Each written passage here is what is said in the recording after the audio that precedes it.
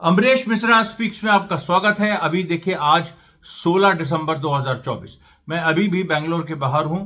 कल मैं लखनऊ पहुंचूंगा, उसके बाद मैं वापस जाऊंगा। अभी जो देखिए पूरी सिचुएशन है, वो जो मैंने आपको कल बताया था कि वेस्ट बैंक में पूरी तरीके से पैलेस्टीनियन अथॉरिटी और फिलिस्तीनी रेजिस्टेंस के बीच युद्ध छिड़ गया है, वो पूरी बात, उसके डिटेल्स भी अब सामने आए हैं और वो बदस्तूर जारी है। वो जो लड़ाई है, वो जो युद्ध है, वो एक नई पोजीशन पे पहुंच रहा है और एक ऐसी पोजीशन पे पहुंच रहा है कि वहां पर पैलेस्टीनियन अथॉरिटी को यह कहना पड़ रहा है, क्योंकि अमेरिका उसमें डायरेक्टली इन्वॉल्व हो गया। आप सोचिए, वेस्ट बैंक में पैलेस्टीनियन अथॉरिटी और पैलेस्टीनियन रेजिस्टेंस के बीच की लड़ाई में अमेरिका सीधे इन्वॉल्व हो गया। और इजराइल के सामने क्या दिक्कत है? इजराइल जो है वो चाहता था कि हमास को निपटाएं, इसी बहाने पैलेस्टीनियन अथॉरिटी को भी निपटा दें, क्योंकि एक विंग जो है अरब्स का, एक अरब देशों का, और अमेरिका में अंदर भी एक विंग है जो इस बात को कहता रहा है कि हमास को खत्म करो, फिर पैलेस्टीनियन अथॉरिटी को गाजा में भी स्टैब्लिश कर दो। और इसको लेके महमूद अब्बास जो गद्दार इसके पैलेस्टीनियन अथॉरिटी के नेता हैं, इन्होंने कई अरब देशों से इस बाबत मुलाकात भी की।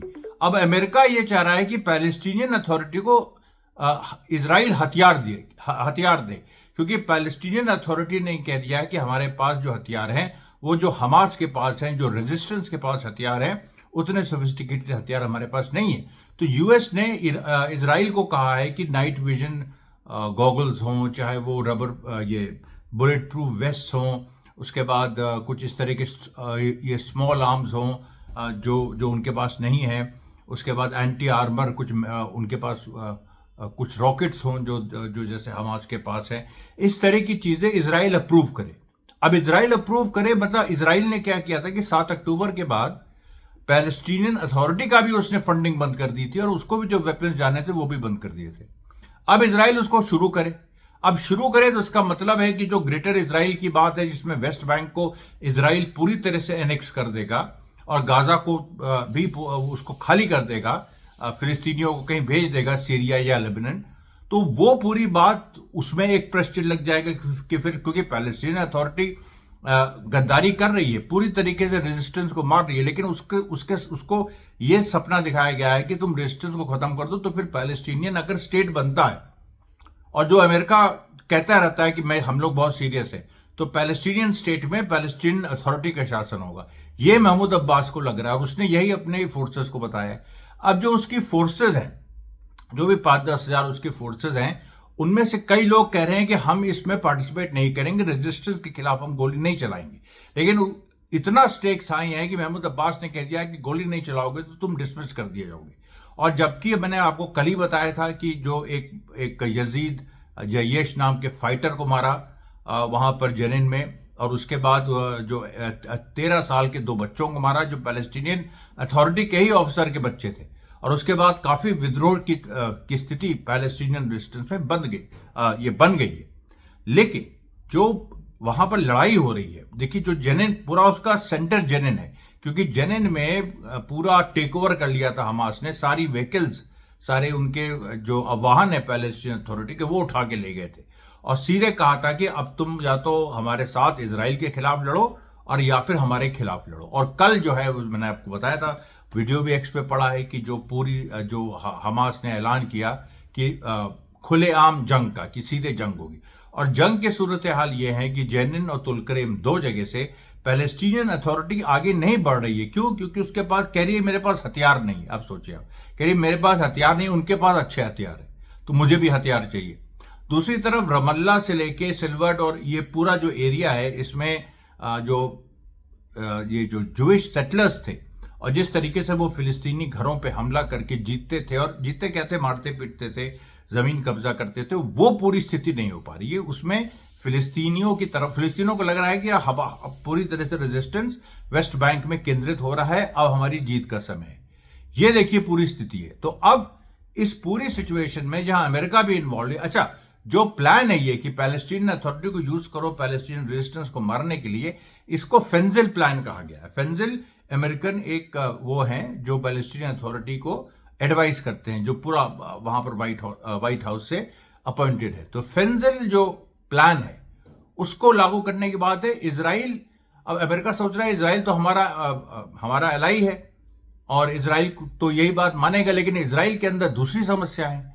इसराइल के अंदर क्या समस्या है? इसराइल के अंदर अटॉर्नी जनरल जो अभी हैं महिला, उनको और नेतन्याहू के बीच ऐसी लड़ाई हो गई है केसेस को लेके, और खास तौर पे जो ये केस हुआ था जो नेतन्याहू के ऑफिस से 7 अक्टूबर के डिटेल्स लीक हुए थे, उसको लेके एक जंग छिड़ी हुई है, जिसमें नेतन्याहू को बुलाया भी गया था कोर्ट में जेरूसलम में जवाब देने के लिए। नेतन्याहू ने कहा कि मेरा विच हंट हो रहा है, मेरा ये हो रहा है, वो हो रहा है, और फिर नेतन्याहू को वहां से नेतन्याहू वहां से गया, कोर्ट ने राहत देने से मना कर दिया, फिर दूसरी खबर आई कि शायद राहत दे दी।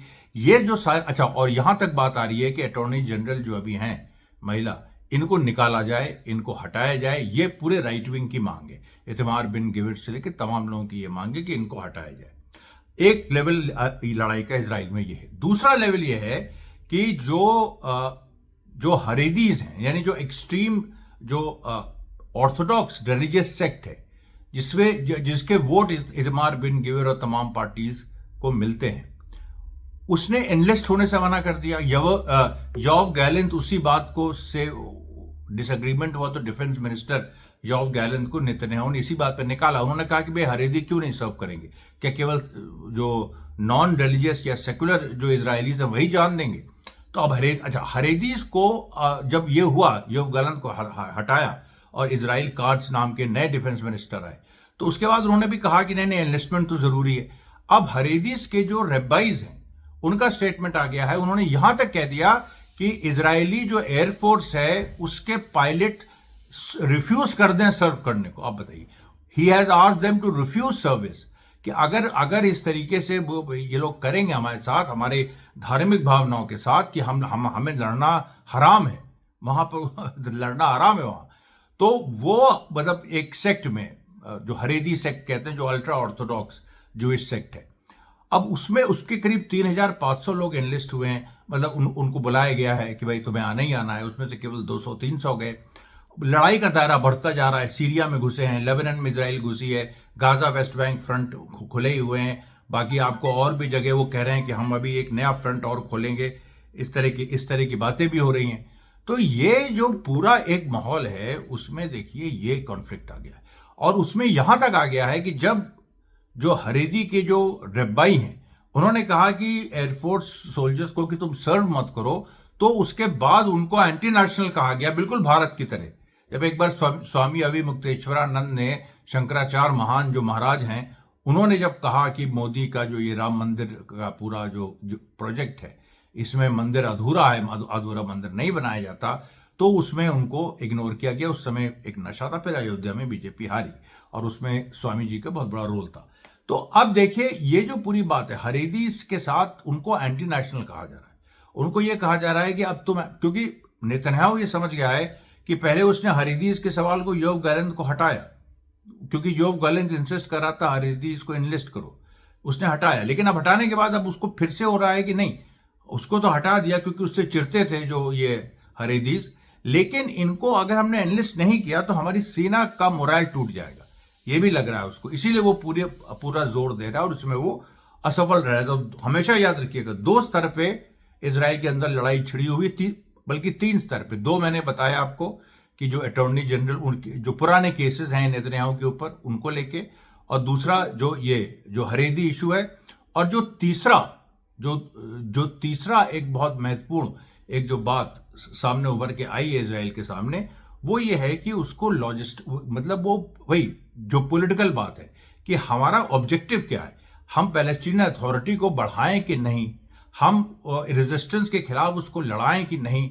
ये और जो है सीज फायर वाली बात, ट्रम्प चाहता है कि वो जब सत्ता में आए उसके पहले सीज फायर हो जाए। सीज फायर को लेके नेतन्याहू के अंदर 4 तरह की मिसगिविंग्स हैं।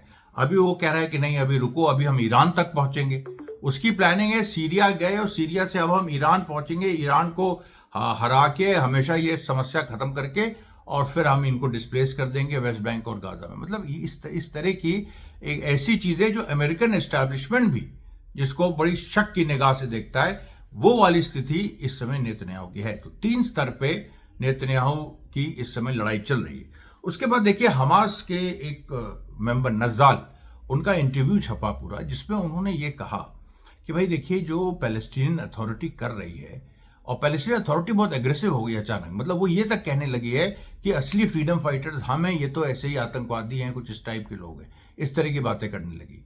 और इनको नहीं, आतंकवादी नहीं, सॉरी, मर्सनरीज हैं और इनको आज़ादी से कोई मतलब नहीं। जबकि हमास की सरकार गाजा में इतने साल 2007 के बाद लगातार है, अभी भी है, और वो पूरी तरीके से चल रही है मजबूती से। लेकिन इसमें मेरे ख्याल से और मतलब पैलेस्टीन अथॉरिटी की जो सारी बातें हैं कि हमास वो एक मर्सनरी फोर्स है और उसको हम ख़त्म करेंगे, ये करेंगे, ये सारी बातें अमेरिका ने इसको पुश किया है, क्योंकि अमेरिका ये दिखाना चाहता है कि हमने अलग फिलिस्तीनी स्टेट दिया, लेकिन उसमें हमास का शासन नहीं है, जो कि संभव ही नहीं है। सारे रेजिस्टेंस फैक्शन इसमें एक हैं कि शासन होगा तो हमारा ही होगा, हमास का ही होगा, और उसमें पैलेस्टीनियन अथॉरिटी एक भूमिका निभा सकती है, लेकिन वो भूमिका लिमिटेड होगी। और इसीलिए बार बार हमला पैलेस्टीनियन अथॉरिटी पे रेजिस्टेंस फैक्शंस कर रहे हैं। ये कह रहे हैं कि ये national, moral, cultural, political decline है। ये पैलेस्टीनियन अथॉरिटी का पूरी तरीके से अय्याश हो जाना, पूरी तरीके से अमेरिका के आगे झुक जाना, ये उसको दिखाता है। और अमेरिका ने, सोचिए आप, ये तक पास कर दिया है कि जो UNRWA के फंड्स हैं, इस तरह की जो तमाम चीज़ें हैं, ये जो पैलेस्टीनियन अथॉरिटी को जाती हैं, ये अब नहीं जाएंगी जब तक वहाँ पर वो लड़ाई नहीं जीत लेगा। तो अमेरिका का देखिए पूरा एक कॉन्सेंट्रेशन है कि पैलेस्टीनियन अथॉरिटी को वहाँ पर खड़ा करें किसी तरीके से। इजराइल अभी उसमें दो माइंड्स में है। और ये मैंने कहा कि जो हमास के जो नज़ार लीडर, जिनका इंटरव्यू अल कुद्स में छपा है, जो ऑफिशियल हमास का वो चैनल भी है, तो उसमें उन्होंने कहा है कि देखिए, एक वहाँ पर कतार में मीटिंग हुई थी जिसमें फतह के लोग भी आए थे, और यह हुआ था कि एक कम्युनिटी सपोर्ट एक पूरी फोर्स बनाई जाएगी जो गाजा में युद्ध के बाद देखरेख करेगी। लेकिन उसमें फतह पीछे हट गया, हमास मान गया था। उसके बाद उन्होंने कहा कि अब जो सिचुएशन है उसमें अब युद्ध के अलावा और कोई चारा नहीं है, और युद्ध भी ऐसा होगा जिसमें चारों तरफ से पैलेस्टीनियन अथॉरिटी जो भी कोशिश करेगी कि जेनिन को लेना, अब्दुल क्रेम को लेना, जो भी बहुत सारे एरिया जो लिबरेट हो गए थे, उसमें अभी भी देखिए रेजिस्टेंस कह रहा है कि अभी भी हम जो एक्सप्लोजिव्स छोड़ रहे हैं वो 50 मीटर दूर छोड़ रहे हैं। अभी भी हम एक मौका दे रहे हैं पैलेस्टीनियन अथॉरिटी को, लेकिन ये मौका केवल 24 घंटे का है। 24 घंटे के बाद हम सीधे उनके बीच छोड़ेंगे। अभी देखिए वहां से वेपन्स आए नहीं है, अभी वेपन्स आए नहीं है। और जब मतलब अमेरिका से और इजराइल, क्योंकि इजराइल को मंजूरी देनी है, इजराइल ने मंजूरी दी नहीं है, और वेपन्स आ भी गए तब भी क्या होगा वो अलग सवाल है, लेकिन वेपन्स ही अभी नहीं आए हैं, तो जो बेसिक इनका प्लान है उसका वो तो बिल्कुल पूरी तरह से खत्म हो गया है। उधर सीरिया में देखिए रेजिस्टेंस की फोर्सेस आगे बढ़ रही हैं। उन्होंने एलेप्पो से अभी मौजूदा HTS सरकार के खिलाफ विद्रोह का ऐलान किया है, और उन्होंने सीधे कहा है कि असली लड़ाई फिलिस्तीन की है, और हम चाहेंगे कि ये जो नई सरकार है ये फिलिस्तीन को मदद करे। अगर ये फिलिस्तीन को मदद नहीं कर पाती है और ये कहती है कि हमारा सब कुछ लुट पिट गया है, ये सब कुछ जो इजराइल के खिलाफ हम नहीं बोलेंगे, तो फिर हम ये मानेंगे कि इजराइल के कैंप में है। ये पूरा प्रेशर ईरान जो है, ईरान रिकवर कर गया है, पूरा प्रेशर डाल रहा है, और उसने नई एक पूरी लाइन निकाली है जिसके तहत सीरियंस को यूनाइट कर रहा है अमेरिका और इजराइल के खिलाफ, और अभी जो रिजीम है HTS उसके खिलाफ। लेबनान में भी देखिए नईम कासिम साहब का बार बार बयान आ रहा है। उनका कहना है हम लोग को धक्का लगा, लेकिन हम उस धक्के से निकल के हमने इजराइल को रोक दिया, हमने उनको अंदर नहीं घुसने दिया। अभी जो सिचुएशन है उसमें सीरिया में भी हमारे लोग लड़ने गए थे, लेकिन विश्वासघात वहां हुआ, उसकी वजह से वो पीछे हटे। अब वो कह रहे हैं कि सीरिया में फिर से हिजबुल्लाह के फाइटर्स जा सकते हैं। और एक चीज आपको और बता दें, इराक पे एक हमला हुआ, कल की खबर है, इराक पे एक आतंकियों का हमला हुआ, यही HTS ISIS टाइप। अब इसमें कौन ISIS हो जाता है, कौन अलकायदा हो जाता है, कौन HTS हो जाता है, उनका बाकायदा हमला हुआ। उस हमले को इराकी फौज ने पीछे ढकेल दिया, और इससे एक बहुत हड़कंप मचा है, क्योंकि वहां भी शिया सुन्नी करने की प्लानिंग है, लेकिन वहां संभव इसलिए नहीं है क्योंकि 60% शिया हैं, 40% सुन्नी है, और सीरिया में 70% सुन्नी थे। तो सीरिया में कंफ्यूजन फैलाया गया, और हालांकि सीरिया के सुन्नी अब समझ रहे हैं, और वो जो रेबल्स, जो नए रेबल्स सीरिया के हैं, वो ज़्यादातर सुन्नी है, 80% सुन्नी। और यहाँ पर जो यहाँ पर हमला हुआ है, जो इराक पे हमला हुआ, इसको भी लेके जिस तरीके से इराक लड़ा है और उसने पीछे किया है, उसको लेके बड़ी बातें हो रही। अब आप देखिए, ये जो ये जो कुछ और मैं आपको बता रहा था, इजराइल किस तरह से अंदर से कहीं ना कहीं टूटा हुआ है, क्योंकि उसके बीच जो डिफरेंसेस हैं उनके लोगों के बीच, वो देखिए और ज़्यादा शार्प हो रहे हैं। वो इस बात पे भी हो रहे हैं कि जो होस्टेजेस हैं उनके फैमिली वाले कह रहे हैं कि ये आखिरी मौका है जब हम होस्टेजेस को ले सकते हैं। इसके बाद कोई मौका, कोई ऐसी स्थिति हमारे पास नहीं है कि होस्टेजेस अब वापस आएंगे। इसलिए ये आखिरी मौका है। इसके लिए एक होस्टेज की तो माँ ने एक कॉन्फ्रेंस के दौरान, जिसमें नेतन्याहू भी था, खुल के कह दिया कि इफ माय चाइल्ड डाइज, तो उसके बाद तो हम सीधे I will come for you Netanyahu. ये खुलेआम उसने इस तरह की बात धमकी भरे अंदाज में कहा कि मैं तुम्हारे पीछे आऊंगी अगर मेरा बच्चा मारा गया। अब ये जो देखिए एक सेंटिमेंट है, जो स्ट्रीट का सेंटिमेंट है, जो कि आप कह लीजिए कि तेल अवीव स्ट्रीट का सेंटिमेंट है। एक तो हुक्मरानों का होता है, एक स्ट्रीट का होता है। तो जो स्ट्रीट का सेंटिमेंट है वो यही है। 72% इजरायली, बल्कि 92% इजरायली ये मानते हैं कि सीज फायर डील होनी चाहिए, होस्टेज डील होनी चाहिए। हमास को वो नहीं मानते, वो सारी चीज़ें, लेकिन सीज फायर डील वो चाहते। उसी तरीके से तमाम जो आसपास के देश हैं, टूनिसिया है, मोरक्को है, इसके यहाँ भी पोलिंग हुई। यहाँ भी लोगों ने कहा कि हम लोग फिलिस्तीन के साथ हैं, सीज फायर डील होनी चाहिए और नया पैलेस्टीनियन स्टेट बनना चाहिए। ये सारी बातें वहाँ पर सामने आई हैं। उसके बाद देखिए जो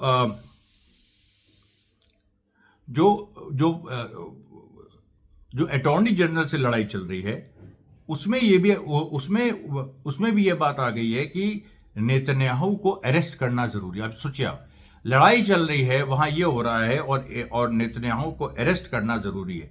नेतन्याहू का अरेस्ट हो जाएंगे, सरकार गिर जाएगी, पूरा का पूरा इक्वेशन चेंज हो जाएगा, सब कुछ खत्म हो जाएगा। अब आप ये देखिए, और वहां पर एक दूसरे को राष्ट्र विरोधी कहना शुरू कर चुके हैं, वो मैंने आपको पहले ही बता दिया। उसके बाद देखिए ये जो तेल अवीव में जिस माँ ने धमकी दी नेतन्याहू को, उसका नाम इनेव जिंग वॉकर है, और इसने वही कहा है कि I will come for you. अब इसको लेके बड़ा हड़कंप है वहां की मीडिया में, वहां की पूरी जो सिचुएशन है उसमें। उसके बाद देखिए एक जो इजराइल का वेपन है, सी शूट, यानी उसमें कोई आदमी नहीं रहता है, वो एक टावर होता है, उस टारगेट आइडेंटिफाई करके वहीं से गोली चलाता है। तो कर्फ्यू वगैरह के टाइम तो वो गाजा के बाहर लगा था।